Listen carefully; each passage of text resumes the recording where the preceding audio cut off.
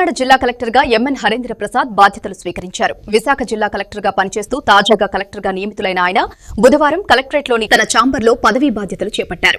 వేద మంత్రాల నడుమ బాధ్యతలు స్వీకరించిన అనంతరం మీడియాతో మాట్లాడిన కలెక్టర్ ప్రజాప్రతినిధులు, జిల్లా ప్రజల సహకారంతో జిల్లాను అన్ని విధాలా అభివృద్ధి చేస్తానన్నారు.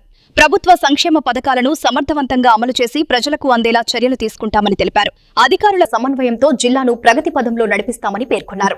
వ్యవసాయం అధికంగా ఉన్న మెట్ట ప్రాంతాలపై ప్రత్యేక దృష్టి పెట్టనున్నట్లు వెల్లడించారు. స్వర్ణాంధ్ర 2047 లక్ష్యాలకు అనుగుణంగా సేవలందిస్తామని తెలిపారు.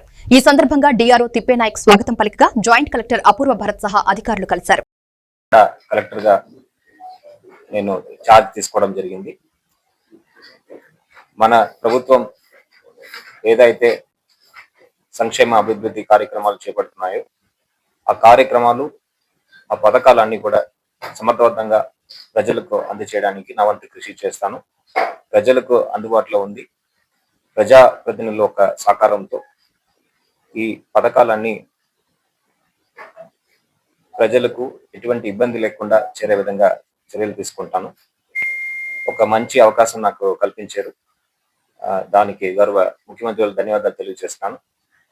విశాఖ జిల్లా కలెక్టర్ గా దాదాపు 21 నెలల పనిచేశాను.